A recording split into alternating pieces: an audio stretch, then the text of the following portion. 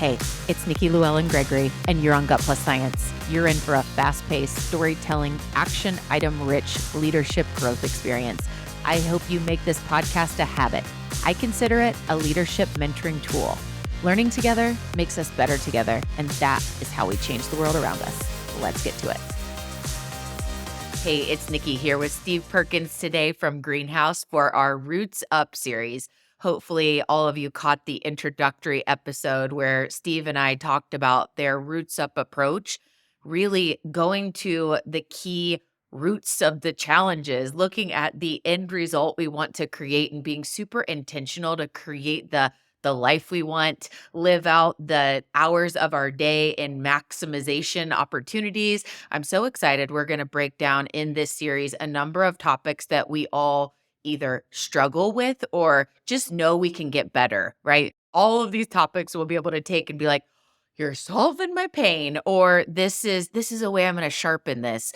And the episode today, we're talking about simple one-on-ones.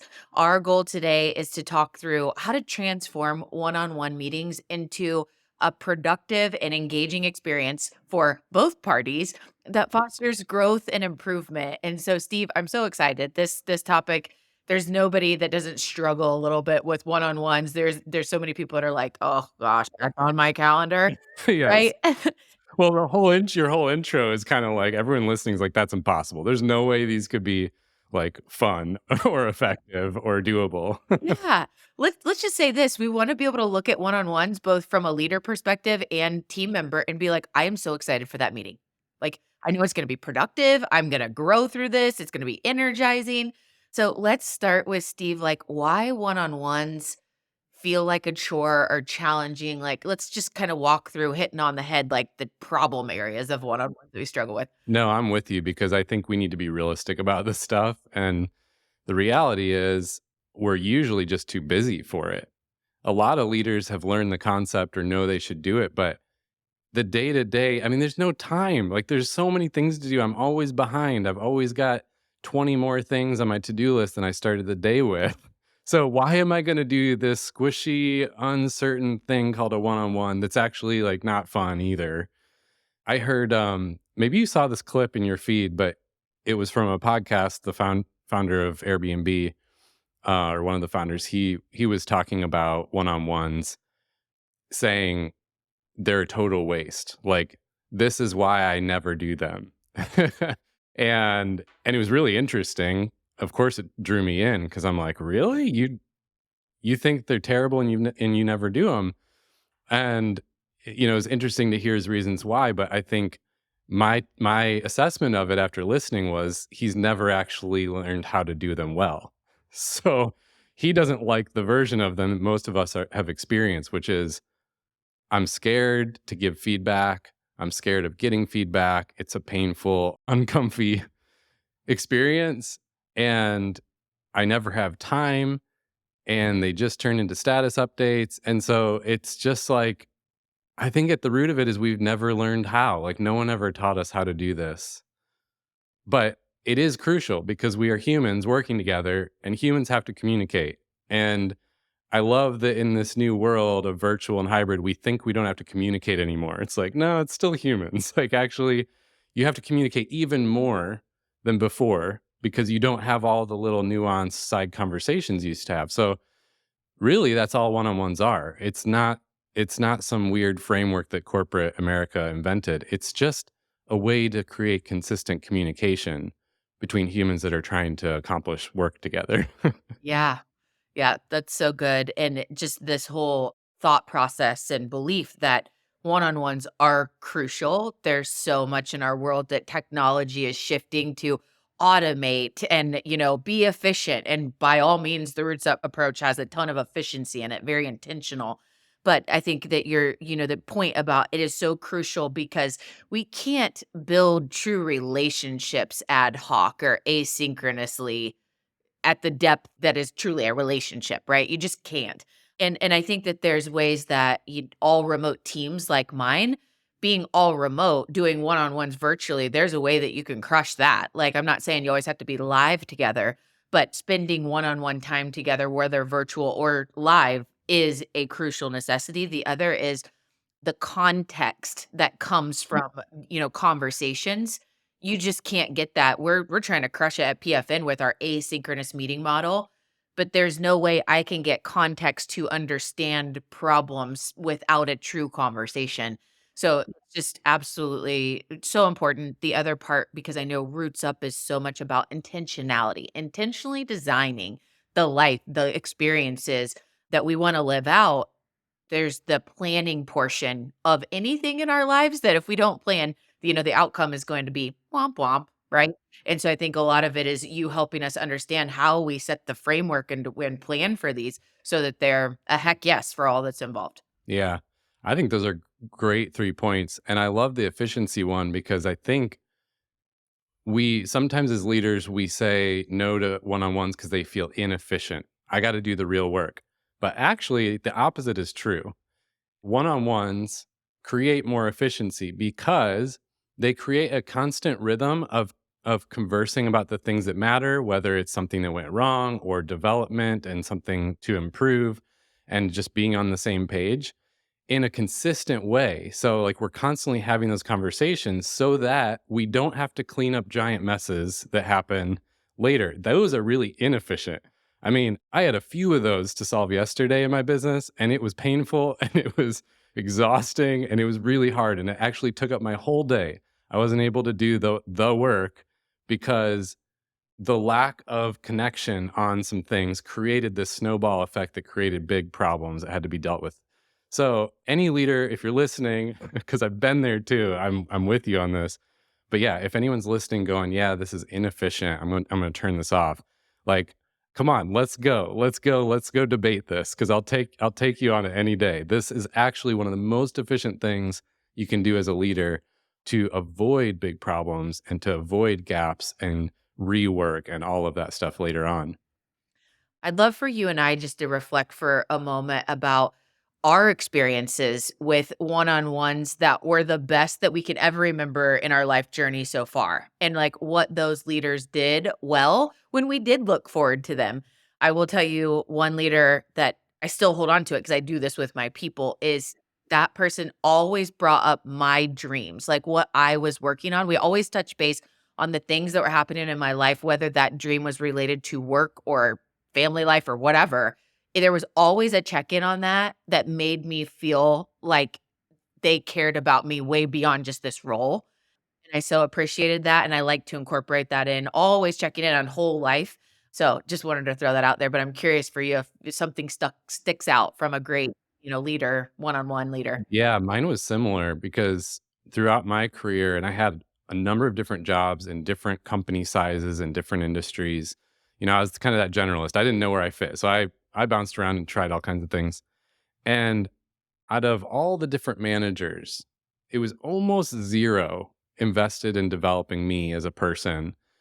And until one manager that was similar to yours, she used one-on-ones in a really good way to kind of just create that regular cadence of feedback and conversation about what was going on. But then once in a while, she would intentionally ask same thing about my goals and dreams. And I'll never forget the one conversation because it was a real breakthrough moment in my life. She sat down and she goes, "All right, so Steve," and already there's a win, right? She had prepared. She had a conversation in mind. So there's win number one, because most people come in rushed, acting like they have no time for you, and already you're discouraged as an employee then. And she's like, "All right, I have a question. So I know Steve is like good at a bunch of different things. Like I know you're good at this and this," and she's listing and she's like, "I know you're good at like all these different things and you can do all of them. But what I want to know is what does Steve want to do?" And I was just like, "Whoa." No one has ever asked me this. And she pressed into it throughout the conversation and I didn't have an answer, but it was part of what sent me on this path to realizing what are my dreams? What do I want to do in my career? No one had taken the time to help me see that. And she's like, "You're doing all these things that I don't think are the things you really want to do. Like, what does Steve want?" And I mean, of course, it sent me in the spiral for months after that. Like, what do I want to do with my life? But yeah, it was really cool. And I do think we hear one-on-ones and we immediately think like people are in trouble, problems, feedback, all these baggage words. And actually, when they're done well, to your point, they're mostly about developing you into your potential and into having a career and a life that you love. So that's my goal with one-on-ones too, but it has to have a foundation first of regular conversation, or else you can't have the trust to have those for you to be honest about your dreams. Yeah. Yeah. So good. So intentional design, AKA planning. We're going to talk more about that, but I think all of us could think, how could I do better with that? Oh, it's in the agenda in advance so that we both know, what we're going to be talking about for the day. Just one little tip there. But yeah, the planning part is just so powerful. Okay, so I'm gonna throw a curveball on us if you're up for it, because this just happened with a client the other day, and I was like, "Oh, I got to tell this story on the podcast." So, a client that I had been working with for a long time. You know how sometimes in coaching there's like pop in and pop out. Sometimes there's people you work with over a long period of time. And this person was leading an organization, and he kept coming to the sessions more and more frustrated every time about problems on his team. And you've probably experienced this as a leader. It's like he kept bringing the same problems up over and over. And so, I'm removed from it. So, whatever, I'm not emotionally tied, but I'm noticing this and calling it out. And so what I said this time was, hey, like this problem keeps coming up with this person on the team. You've had this same issue many times. And as we talked about it, it's like you could see the frustration that's been building in him that hasn't had an outlet. And it's because he is trying to do this job, and they're at a real inflection point as an organization. He has to do tons of like board meetings and strategic planning and hiring and all these things. And then it's like, there's that problem again. And it keeps like weighing him down because some of the issues where like the work isn't being done right. So there's a particular person on the team, they keep making the same mistake, and it keeps pulling him down and causing issues. And so we talked about one-on-ones. And this is why I wanted to tell the story, because he implemented it like that day. So he goes and he has a one-on-one, like a really good, solid one-on-one with this person, because they had the rhythm in place before, but they weren't having good conversations. It was kind of just turning into status updates about the work and, like fluff. So they had a really good one-on-one, which you and I can explain how to have it in a minute.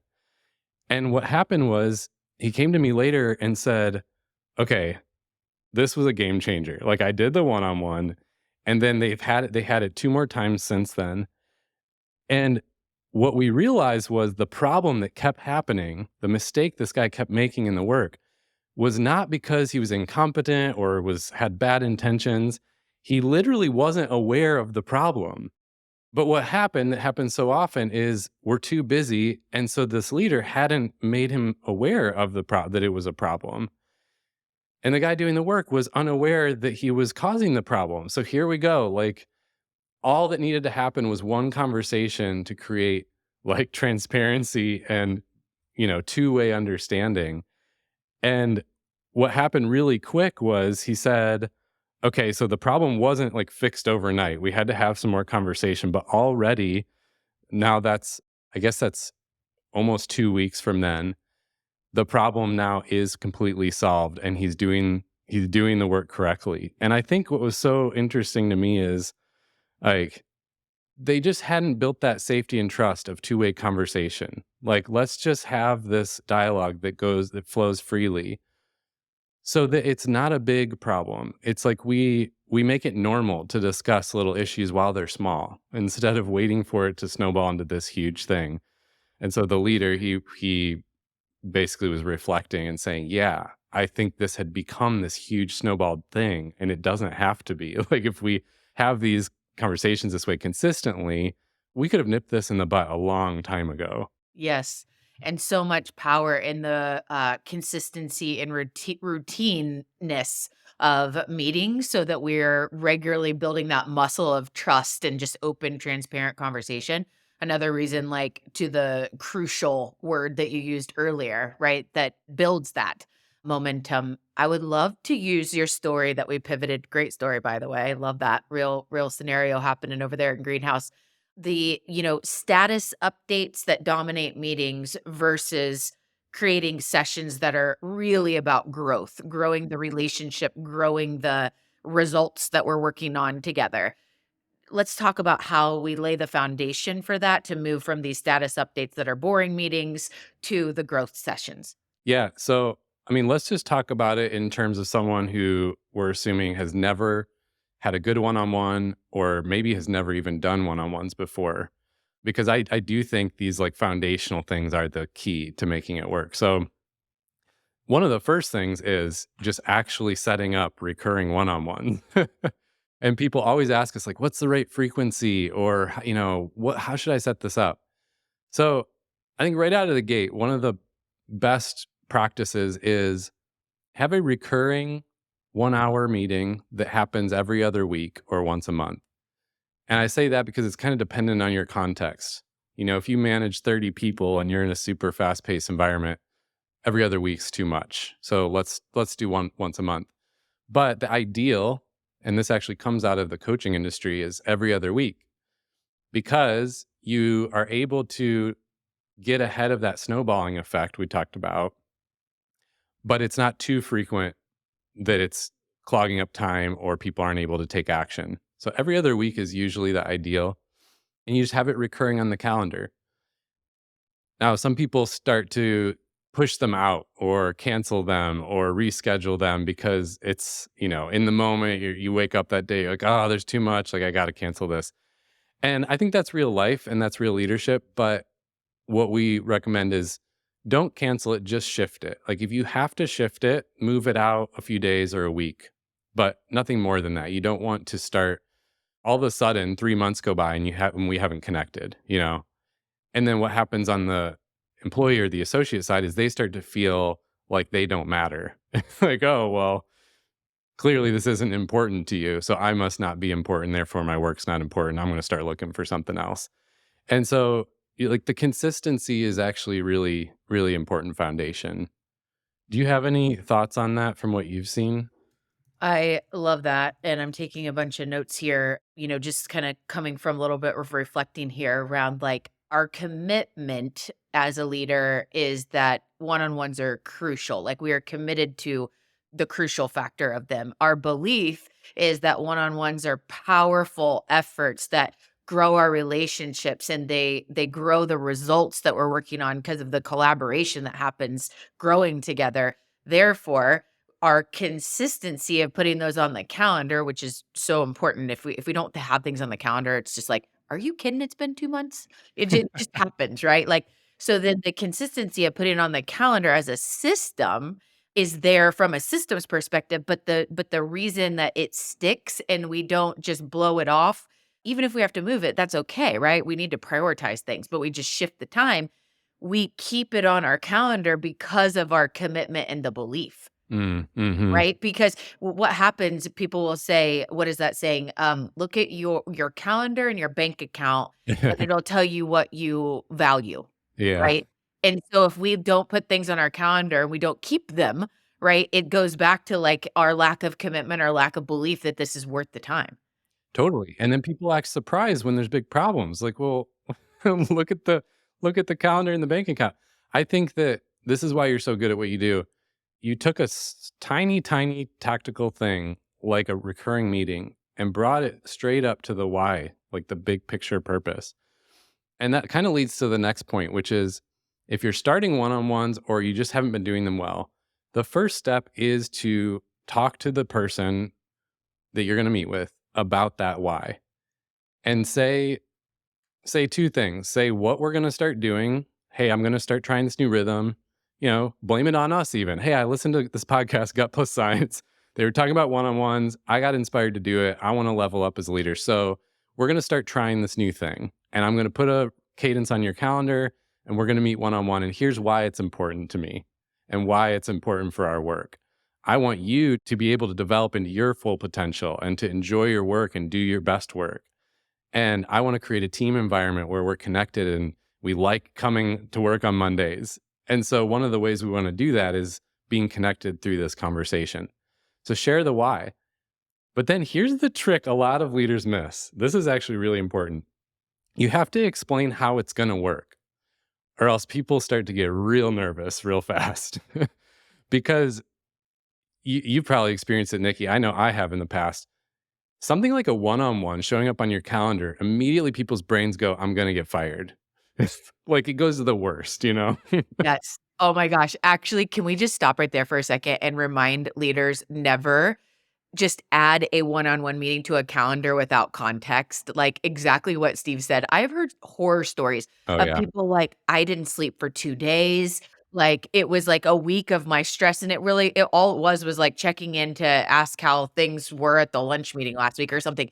There was no context. So just remember that whenever you're setting meetings with people in totality, any meeting, give context to that, especially if it's your direct report. Goodness gracious. Oh So my God. I've made that mistake so many times. And, especially if you're an entrepreneurial leader, I know a lot of your listeners are that. You're even more at risk because you're an optimist. And so you're thinking about the meeting. I mean, this is me. I think about it from the positive lens. No, the majority of the population are pessimists in their personality type. So this has to be like nipped before it starts. So you explain, hey, this is what we're going to do and this is why. And you can even frame it this way very lightly as an experiment. Don't make it heavy. Don't make it seem like a problem. There's problems we got to fix. Just say, I want to try this new thing and we'll try it for a couple months and then we'll see how it's going and chat. And so then you talk about how it's going to work. And I'm a big fan of simple when it comes to this stuff. And all throughout this series, we're going to talk about how to make these leadership skills simple because, I'm someone who's read all the books on the topic. I've listened to all the speakers on the topic.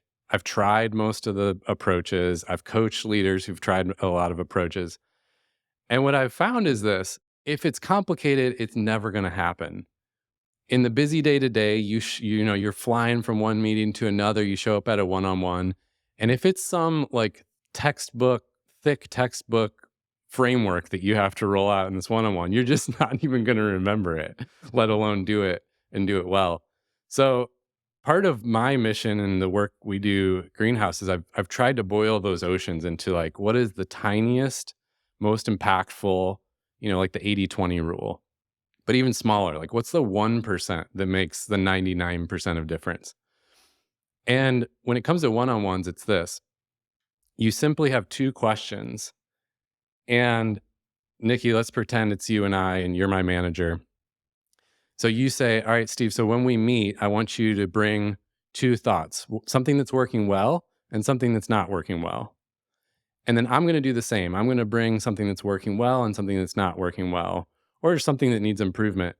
And in the meeting, I just want us to share those with each other and just kind of get used to a cadence of that. So you can decide what it is that you want to bring, but there's always stuff that's going well and there's always stuff that's not. Humans working together. So just bring those to the meeting. Now you've clarified, like demystified what's going to happen in the meeting, and you've helped them come prepared. So if you've done these few first steps, like you're already better than 99% of leaders at this. And all you do then is start executing on that plan. In the one-on-one, you go first as the leader, set the tone, and you share, all right, here's something that's working well and why, and here's something that's not. And then you invite them to share. And so what we're doing is creating this expectation and this rhythm that like, this is what we do here. We have open conversations and it's not scary. It's not a problem.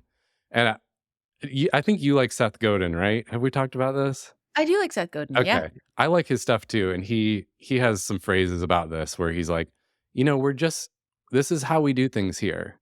He's even called it like noodling before. Like we're just noodling on some ideas. It's not this big scary thing because we just do it often and it's how we do things here. Yeah.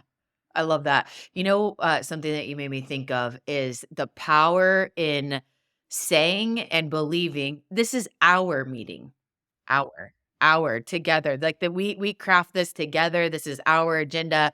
You're going to bring the 2 things. I'm going to bring the 2 things. We're regularly co-creating our topics because we know, what this is for, like this is how we do things. And that feeling of it's our meeting versus feeling like you're just showing up to something and not sure what's going to happen and kind of the emotions are, it's our thing. Yeah, that's so good. I love how you're saying that because then that tees it up for the other thing we talked about of developing, asking you about your dreams, your goals, helping you like do your best work and enjoy it. It tees it up for that because this is our meeting. So, yes, as a manager, this is my meeting to be a leader to you, but it's also your meeting for your career development, for your benefit. And I love that sense, that vibe about it.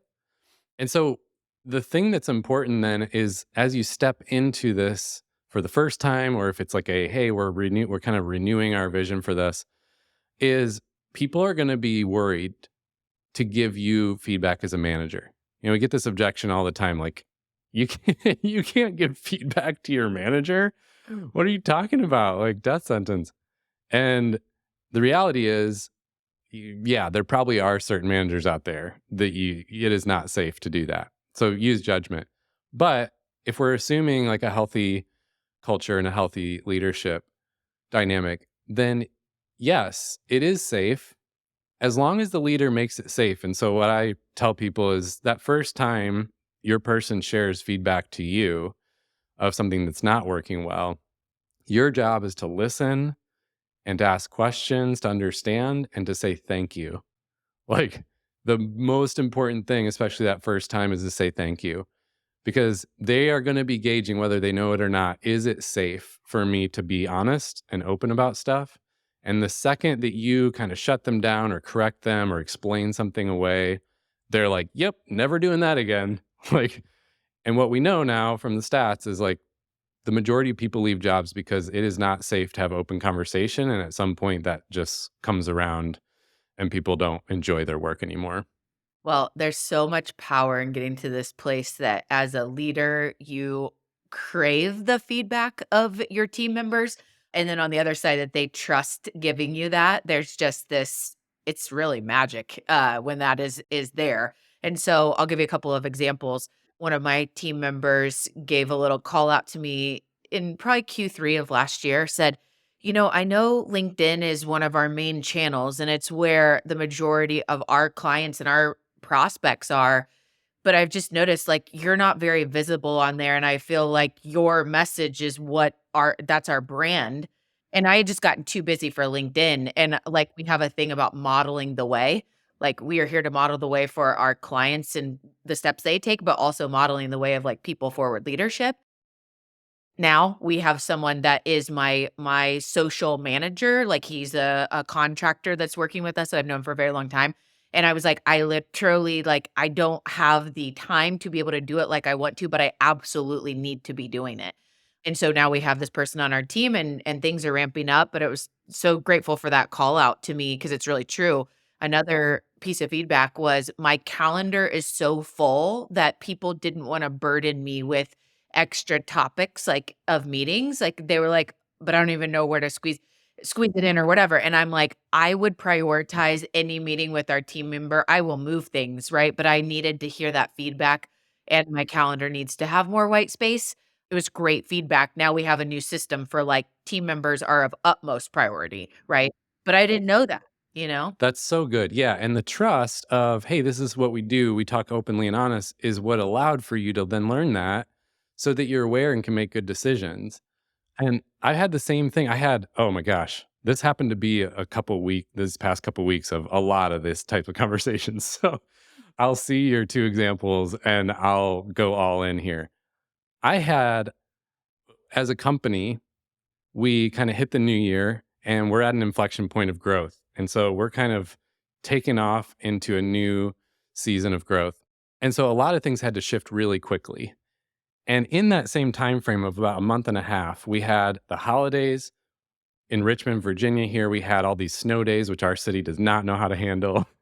The water supply got shut off. Everyone's getting the flu. There's all kinds of sickness going around. School's out, and so it's been a weird couple months. So I am having to ramp up and shift a lot of major things in the company. And at the same time, like we're not connected at all as a team because everything's just chaos.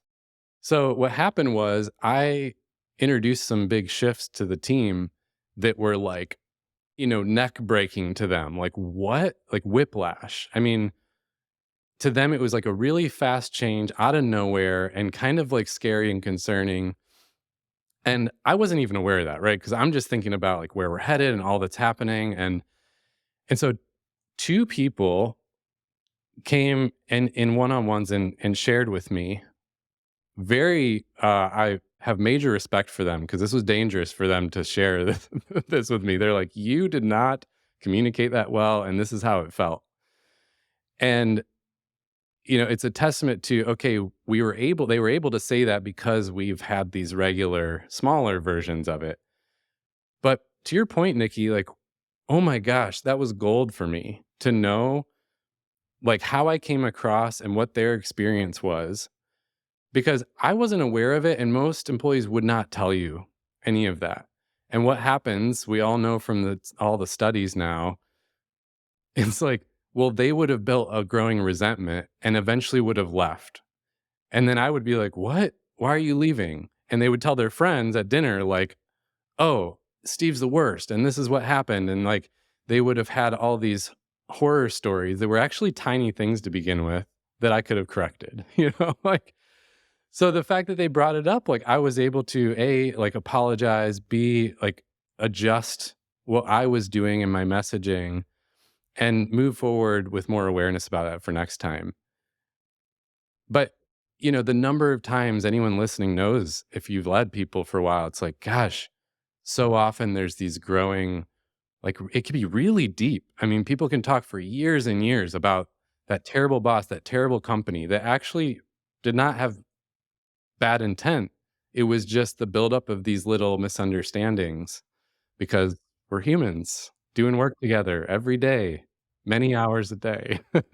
Totally. And I will never forget an article that I read. It's probably been 2 years now, but I've referenced it many times and I'm gonna, butcher this. But the point was one conversation or decision is what had the employee take the path towards disengagement or looking, and how quickly this could happen. It was written by like a employee engagement software company about the power of regularly asking for feedback or whatever to stay on top of things, but that it's this one decision that someone felt whatever. Like I always think the telephone game, and however it was intentioned to go, out to the people, it was like the telephone game that made them think this, and there was a disconnect on like it really wasn't that, but it doesn't matter because the reality is it had them on their path to looking somewhere else and like being disengaged in the work, right? And this is another going back to I think one of the words you said that I just locked onto is crucial.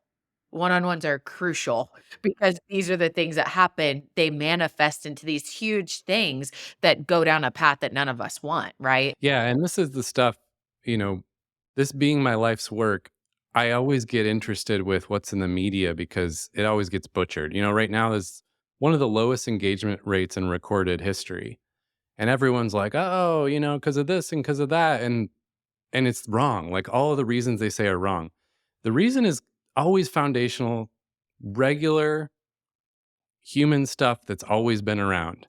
And it's this, like if it was already hard to communicate at work as humans, and then we took away the fact that we chat every day in the hallways and in passing and like in person, and we catch your tone and your voice inflection and your body language, which is 85% of your communication, then guess what's going to happen? Like exactly the story you just shared. We're going to have abysmal engagement rates and everyone's going to be thinking about what's next. And so I just think it's like this combo of one-on-ones are this holy grail place where you can solve both disengagement and problems and misses in the work, and you can build engagement and excitement and passion and connection all at the same time in the same exact little rhythm. So I just don't know why the founder of Airbnb would say, I never do one-on-ones. They're a waste. I just become their therapist. I'm like, then you've never done them well. Because they're one of the best use of time you could ever have, one of the most powerful tools as a leader you have. And anyone who's experienced a good one realizes, oh, yeah, people want it. Like, one of the things that surprised me as I grew into leading people was people want feedback too. Like, they want to know how to get better. If they don't, then they're probably not the right person for your team. But most great people want to know, okay, how could I get better? Or what am I doing wrong? Or like they want it and crave it. They just never get it. And in fact, Gallup and Harvard Business Review recently found these crazy, crazy statistics around this. And I might get a little off. I don't have it in front of me, but it was something around 80% of people, I think it was a little higher, say that they crave the negative feedback if it's delivered well. But then only 20, it's around 20% of people say that they actually get regular feedback. It's like that is, in statistics, you don't come around stuff that extreme. That is crazy. Yeah. Oh, well, it's such a powerful practice, and I love the word that my coach taught me early on, and I didn't embrace this at the time. I understood what he said, but now I live it. Is feedback is a gift. It truly is, because people have a hard time giving it well, feeling comfortable with that. And then on the other side, like truly embracing it, like, thank you, right? Like it's such a gift. And that's, yeah, something stuck with me for a long time. But I think, Steve, we picked a wonderful topic as one of our foundational Roots Up episodes, and we picked, one-on-ones, simple, powerful one-on-ones for a reason, of all topics we could talk about, because we believe they're crucial. And that is a commitment. And then the belief that these are powerful efforts that grow us together, and the importance of calendaring them, because our calendar is a direct reflection of what is important to us. So it shows our people, this is important. We're going to stick with it. Sometimes times have to shift, but we're going to stick with that meeting. We're not going to cancel it. We're going to have an agenda that both of us feel is ours together, where we're both growing together and we have a clear understanding going into that. And we're actually excited for these meetings. So I know we just scratched the surface today with this. So there's so much more that you and your team cover on this, and we tried to get as much in as we could. But you have this Roots Up quiz that we are putting as an offer. It's a gift from you guys to all of our listeners, where that's an opportunity for you, listener, to take a step, take this quick quiz that helps to guide on an action plan for your personal growth efforts as a leader. And so that'll be linked here. It'll be linked in all of our episodes. So it's a really cool thing. Our team has really enjoyed seeing some feedback on that so far. So I'd encourage you to take that opportunity. And Steve, any closing thoughts before we wrap up today? Yeah. Well, I love what you're saying there because everything we do around leadership and personal growth, we call it the Roots Up approach. It's like if you want to grow the life you want to grow the team you want, the company you want, you can't grow without the right roots in place. And so it's this simple but powerful idea that you guys also talk about with the life wheel. First, define the life you want and the team you want. That's like your vision. And then you come down to the next level of intentions, which are like those goals and those steps to bring that vision to life. But both of those are out of your control. And so that's why this bottom layer of roots is so crucial. What are the root things? And this one-on-ones is one of those roots. Like those small things, because you're right. Like it's funny that we talk about such a small tactical thing as like, no, this is a really important topic. Because these are the small little rhythms, mindset, skills that are the roots that, if planted, like now you can grow the life you want and the leadership you want. And I think this is the step. If you're serious about being a great leader, creating an engaging culture, you got to step back and take. So yeah, the quiz is designed to be like a simple little 5-minute first step to identify, okay, where do I go in that journey to start taking action? I love that. And I know our next topic, we're going to go further on meetings. We're going to expand out to like team meetings or any type of meeting, where today we focused on those one-on-ones because we think it's so crucial and foundational for building the most important relationships, which are your core team members, right? And then because we spend most of our life in meetings every day, a lot of us as leaders, how do we make sure that all of our meetings are ones that we're looking forward to, are very clear, are really driving growth and all of that? So We will be back with you very soon on our next episode to talk about, no more death by meeting. How's that sound, Steve? That sounds fun to me. All right. We'll see you next time, guys.